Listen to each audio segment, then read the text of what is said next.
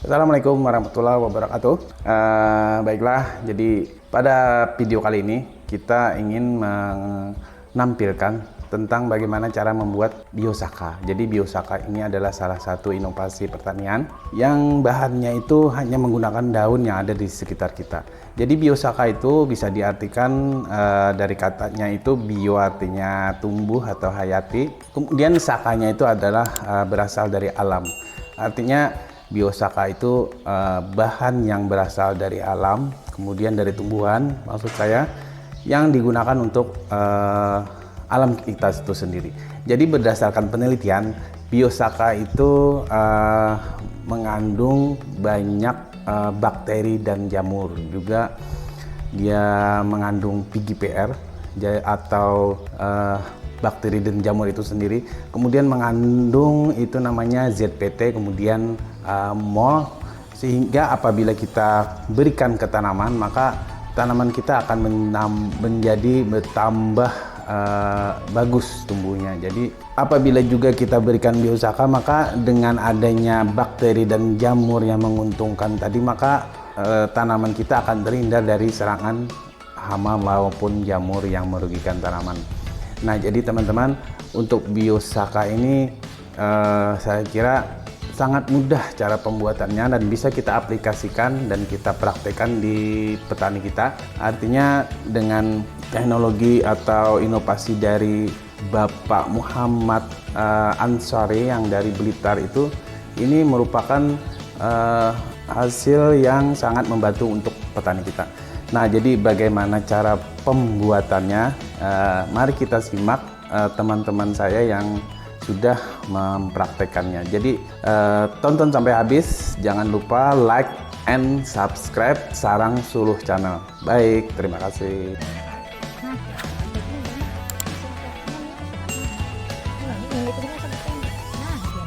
Nah, jadi daunnya ini yang sehat, tidak berlubang, tidak kena OPT. Iya, sebagai bahan dari berwarna hijau penuh, berwarna hijau. Merah? Ya, ini yang ini ditinggal nih abang. Oh ya, abang udah boleh. Yang masih kurang nih, harus banyak. Oh, jadi harus banyak lagi. Iya. Lagi Pak saya kira segenggam penuh Pak Ai. Masalahnya ini boleh lah kayak boleh. Ada pokoknya semua. Angkat daulan sabuting aja. Daun pisang, kayak lah daun pisang. Iya, kan disehat nih berlubang. Nah, dibuang. Nah, sini lihat Kak. Lihat Kak. Jadi yang berlubang. Nah, iyalah hanya mantap Bu. Buahnya ini kenapa Kak? Ada masalah. Cari yang berlubang jangan. Ini satu lagi nih berlubang ya. Oh, yaitu bekas hama tadi. Yang wajib tadi. Yang wajib tuh harus ada tanaman elisator. Itu yang tanaman elisator yang tertinggi itu, yang kandungan elisatornya tertinggi adalah daun pisang. Daun pisang apapun, pokoknya yang kita ambil daunnya yang termuda, yang paling muda, yang hijau. Nah, kemudian bisa juga pakai tanaman pucuk gimbili bisa, daun sirsak bisa, daun kaladi juga bisa, ya. Iya. Itu jadi yang elisator tadi yang menghasilkan busa. Menghasilkan busa berbuih sehingga mempercepat proses homogennya biosaka itu sendiri. Iya. Baik. Makasih Kak.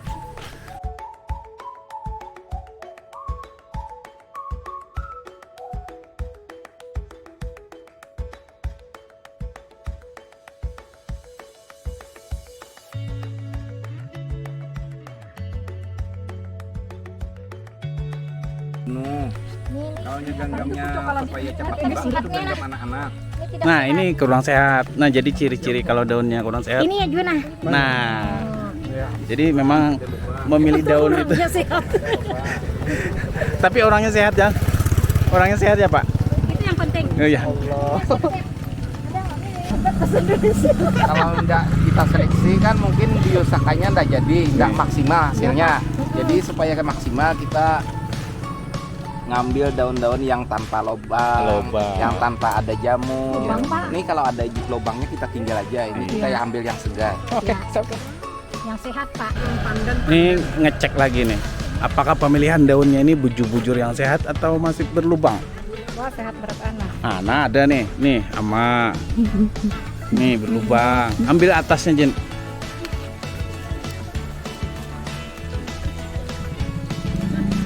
Nah, ada daun pisangnya. nah ada jamur-jamur di bawah daun itu. Ini kenapa kalau begetah nih? Kan apa? kurang bagus untuk biasa. Ini daun dibuang, Bu. Ini berlubang, Bu. Ini berlubang. Jadi berlubang salah satu Iya. sukses membuat biosaka itu pemilihan bahan dulu. Betul. Kalau bahannya tidak sehat, otomatis nanti kada jadi juga biosakanya. Energi yang kita hasilkan mungkin tidak sehat itu kan. Ah iya Bu, ya Pak, sip. Pak, berdoanya sudah tadi, Pak? Ya. Iya. Doanya tadi kalau Allahumma barik lana mungkin kita akan makan, Pak. Ini lebih berarti kita sama dengan kambing dan sapi.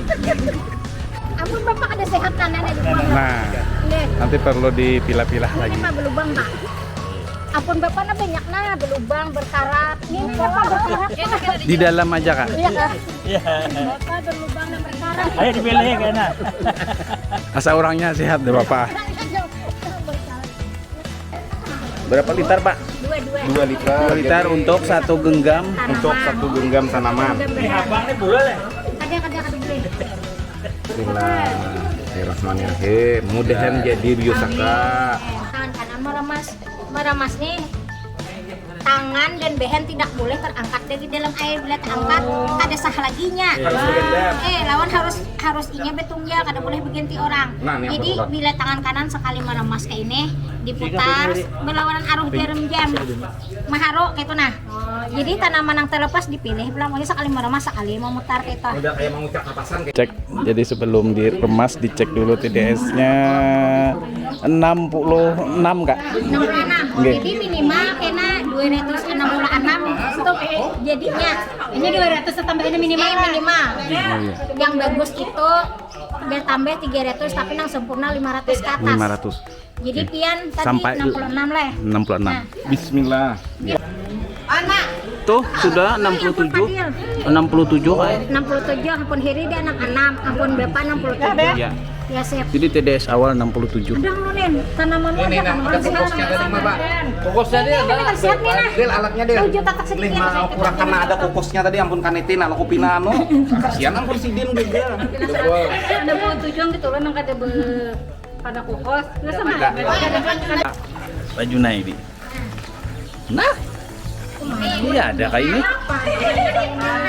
Tangan kanan meremas, kena diputar. Nah, jadinya taruh. Tenang, happy ending. Daun pisang tuh bukan tadi nak. Ada ini betul-betul kebetulan kena. Daun pisang tuh biasanya kena menghasilkan buih tuh lah seperti ini Biasa kan tidak boleh dibelinder, tidak boleh pakai mesin tumbuk karena kita ini memberikan signal kan pada tanaman harus dari hasil remasan. Jadi tanamannya tidak boleh ditumbuk. Kayak apa? Aku Tidak aja boleh kayak pakai itu juga kami blender. kena bismillah.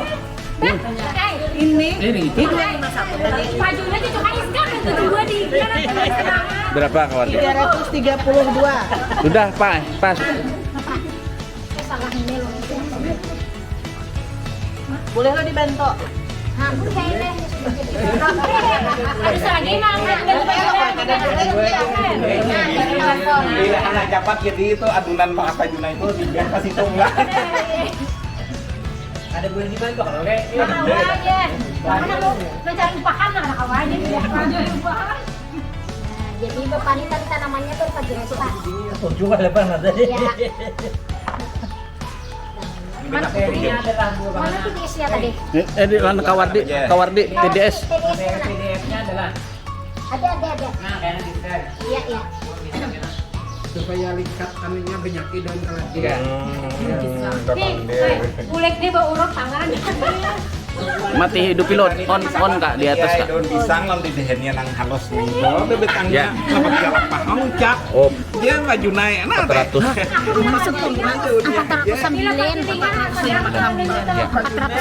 yang 408. Wah, parak sempurna pun sembilan. Wah, ampun Pak Junai parak sempurna 409. Ini mantap. Endap ya. Nah, ini tinggi nih nah. Itu berapa? Kita kali diisi alatnya malam. 208. Belum. 60 lagi. 60 lagi. 60. Ikut angkat kada? Tadi 408. Nah, jadi semula tadi kita ukur airnya dengan menggunakan TDS itu 67 berapa? Kemudian Pak Junai. Nah, berapa? Ini antara 67 dan 66 ppm.